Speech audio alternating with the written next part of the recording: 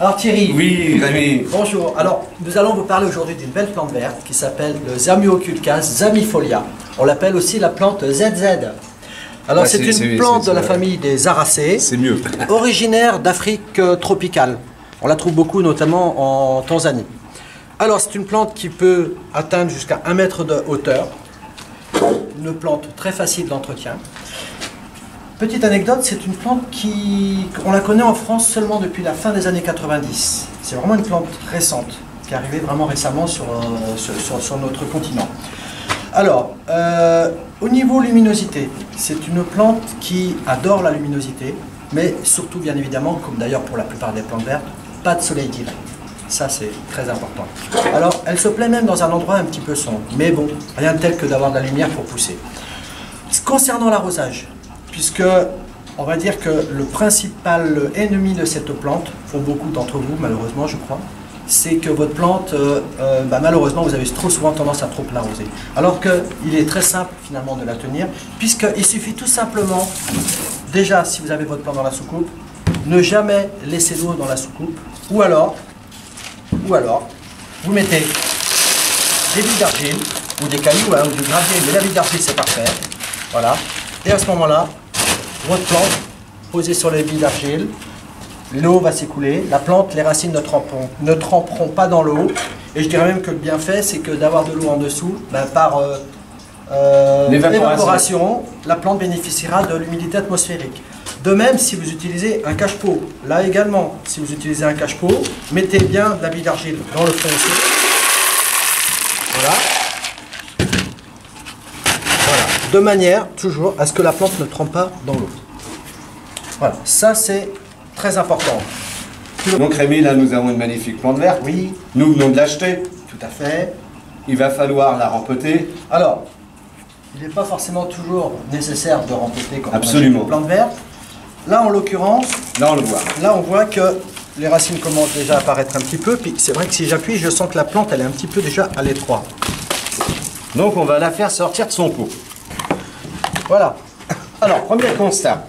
On vient d'acheter sa plante, on l'enlève, on va la rempoter. Qu'est-ce que tu peux nous dire sur le substrat? Le substrat, donc, comme vous pouvez le voir, c'est un substrat très léger, en grande partie composé donc, de tourbe et de fibres de coco. Alors pourquoi la fibre de coco? C'est que l'avantage de cette matière, c'est que quand on l'arrose, elle s'imprègne bien de l'eau qu'on lui met. Mais surtout, c'est qu'elle la restitue bien, c'est-à-dire que cette matière a l'avantage, c'est à la fois d'apporter l'eau nécessaire, mais tout en laissant toujours de l'air passer au niveau des racines, ce qui est hyper important justement. Alors, voilà, là j'en ai un mélange donc composé de tourbe, un petit peu de terreau et de fibres de coco. Donc un terreau pour plante verte, d'accord, qu'on a acheté déjà au préalable. Exactement. Alors, n'hésitez pas à acheter la qualité. Hein. Si vous achetez en jardinerie, n'achetez pas le moins cher, achetez vraiment le terreau plante verte. Le vrai terreau plante verte, mais n'allez pas acheter le moins cher. Voilà, vous allez vous retrouver qu'avec un terreau, tout ce qu'il y a de plus basique. Et franchement, ça ne sera pas pour le bienfait de votre plante. Alors, là, moi j'ai toujours une préférence pour le pot en terre cuite. Alors là, le pot en terre cuite, comme il est quand même percé, je vais mettre simplement des petits testons, des petits morceaux de peau dans le fond comme cela. Ensuite, on va encore remettre de la bille d'argile dans le fond. Il faut bien expliquer aux internautes que c'est pour le drainage. Toujours pour le drainage. Ça va permettre aux racines de, justement de bien respirer. De bien respirer et bien évidemment pas aussi, dans l'eau. Et bien évidemment, la plante ne trempe pas dans l'eau. Là, on voit que c'est serré. Voilà, qu'est-ce qu'on fait, Rémi? On peut éventuellement décompacter un petit peu, mais sans trop forcer non plus, puisque la plante, de toute façon, d'elle-même, trouvera la place. Voilà, on va pas plus l'embêter que ça. Voilà. Donc là, on rempote. On a pris un pot qui est un petit peu plus large. Hein. Voilà, ne la prenez jamais quand vous rempotez une plante, que ce soit une plante verte ou une plante fleurie d'ailleurs, ne rempotez jamais dans des pots trop grands. Ça ne sert à rien que la plante soit perdue dans son pot trop grand, puisqu'à ce moment-là, elle fera ses racines au détriment du développement de ses feuilles, voire de ses fleurs. Hein.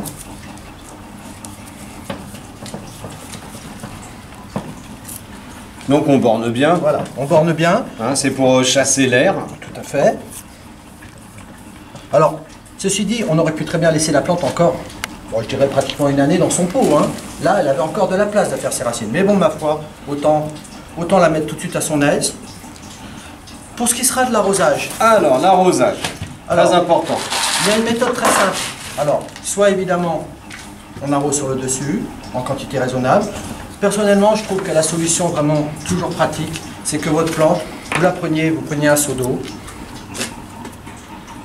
Voilà, et vous trempez, et ça fait des bulles.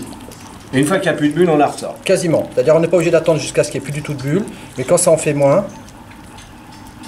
alors on va dire que les 30-40 secondes suffisent pour que la mode vraiment s'imprègne. Hein. Donc là, c'est un Voilà. joli bassinage.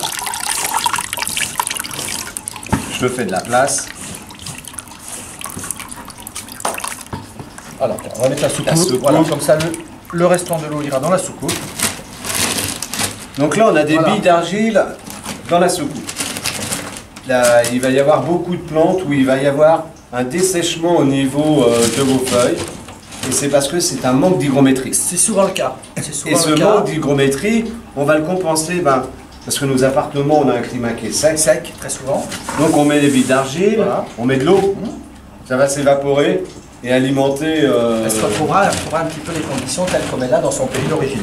On peut, je suppose, mamie, acheter de l'eau de source et l'évaporiser. Oui, alors justement, d'autant plus que là, si on regarde un petit peu de près, on peut voir qu'il y a un petit peu de traces calcaires. Hein. Bon, c'est léger, mais on voit que les feuilles ne sont pas vraiment bien brillantes, impeccables, bien lustrées, tout simplement parce que là, donc probablement que la plante à un moment donné donc, a été arrosée avec une eau un peu calcaire.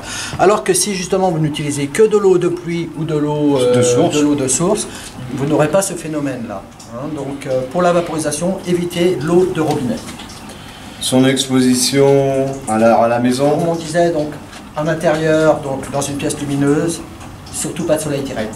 Je le répète bien, pas de soleil direct. Hein. D'accord. Vous pouvez éventuellement aussi l'avoir dehors pendant tout l'été. L'avoir dehors, si vous avez une terrasse, un jardin, vous pouvez très bien en profiter de cette plante-là à l'extérieur, mais par contre, la condition qu'elle soit plutôt à l'ombre.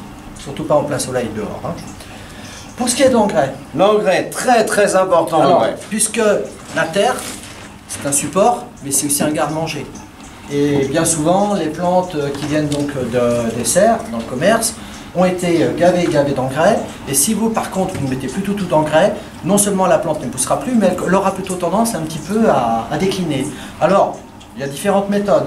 Vous trouvez très facilement dans le commerce ce genre de petites ça, c'est produits. excellent. C'est tout simplement des billes d'engrais qui sont compactées comme ça, en forme de cône. Alors, vous avez aussi dans le même principe comme cela des petits bâtonnets d'engrais. Hein. Alors soit de l'engrais pour plantes fleuries ou soit de l'engrais pour plantes vertes. En l'occurrence là on a une plante verte, donc plutôt de l'engrais, des bâtonnets plantes vertes. Et tout simplement que vous enfonciez dans la terre. Donc on fait un petit trou. Voilà, un trou, on l'enfonce. Donc là pour une plante de cette taille là, on peut en mettre deux, ça suffira largement. Donc là, suivant, je te laisse faire le trou, je vais te tenir ça. Voilà. Voilà. Voilà, donc comme nous on s'adresse à des gens qui ne connaissent pas particulièrement l'engrais, c'est le NPK. Est-ce que tu peux dire NPK, N comme azote, azote, P comme phosphore, et K comme potasse. Donc, à savoir que le N, l'azote, c'est vraiment ce qui va faire pousser la plante en feuille, le feuillage. D'accord. La potasse, le phosphore, pardon, ça sera plutôt, donc ça agira plutôt sur le développement racinaire de la plante, et la potasse plutôt pour le fleurissement de la plante et la fructification, si c'était pour avoir des plantes avec des fruits. D'accord. Voilà. Donc là, parce que quand vous allez acheter votre engrais, vous allez voir NPK. Et sur les NPK, vous avez des chiffres. Donc, azote, phosphore et potasse. Là, tu nous préconises quoi comme engrais au niveau du NPK? Comme engrais, là, NPK, donc ouais. là je dirais que là il faut pratiquement prendre du 10-10-10. Là vous pouvez prendre quelque chose d'équilibré. D'accord. Hein, pour une plante verte c'est très bien. C'est important de prendre, si c'est pour une plante fleurie, là il est plutôt important de prendre quelque chose de plus fort en potasse. Mais pour le bon équilibre de la plante, prenez un engrais équilibré. Celle-ci, tu me disais qu'elle fleurissait vraiment très minime, ouais. Donc il n'y avait pas besoin de... La floraison est vraiment insignifiante. Donc sur la potasse, c'est pas besoin de... Aucun intérêt. Prenez un engrais équilibré. Un grand nombre. Ensuite, la durée d'action. Parce que là aussi, quand vous allez acheter votre engrais, il y a une durée d'action. Donc, généralement, on va considérer que le produit agit pendant 3 mois environ. voilà, c'est entre 2 et 3 mois. Ouais, ouais. Alors, vous avez ceci, hein, ça a été aggloméré, collé, et vous avez la même chose comme là. Sous forme tout simplement de granulé, ce qui est la même chose. Ça, c'est les petites billes, la c'est même exactement. chose, hein. Voilà. Mais bon, peut-être qu'on va pas trouver ça, qu'on va trouver ceci. Donc ça, on le trouve plus facilement. Plus facilement. Voilà. Une cuillère comme ceci, Suffira largement. à raser. Voilà, c'est 2 mois de nourriture. Voilà, c'est cela. Donc il suffit de mettre ça dans le terreau. Bah là, en l'occurrence, là, De le quand nous avons recouvrir. fait le rempotage, on pouvait même le mettre dans le mélange, Absolument. carrément dans la terre. Ou si c'est pas le cas, à ce moment-là, on peut mettre ça en surface, gratter un petit peu la terre, Voilà. l'enfouir tout simplement. Donc tous les 2 mois, vos plantes, il va falloir les nourrir. Et vous allez avoir un verre, joli vert. Et puis vos plantes, elles seront en bonne santé. Un dernier petit détail concernant ces produits, il existe aussi des bâtonnets engrais qui font insecticide en même temps. Ça, c'est bien. Ce qui est très intéressant, puisqu'on est quand même sujet, notamment pour cette plante-là, on peut très bien avoir à un moment donné des cochenilles. Si vous prenez l'engrais et engrais bâtonnet, donc insecticide, l'avantage c'est que votre plante, vous allez tout simplement l'immuniser, puisque le produit va être absorbé par les racines, véhiculé dans la sève, qui fait que la cochenille qui va piquer la plante, sucer la sève, va absorber cette substance. Donc c'est vraiment un moyen, c'est comme un vaccin en fait pour votre plante. Et ça, on a tendance à ne pas y penser, mais les bâtonnets insecticides, c'est quand même le moyen pratique. Le plus pratique. Le plus pratique. Hein. Voilà. Alors, ce qu'il y a, c'est que si vous achetez des plantes relativement assez chères, il serait dommage de les perdre parce qu'on ne leur donne pas à manger. Et cette plante nous a été demandée par une internaute, Oui, Rémi. Jess, pour vous. Voilà. Je crois que Je crois tout que est tout est dit. dit. À bientôt. Merci bien et à la prochaine vidéo. Salut.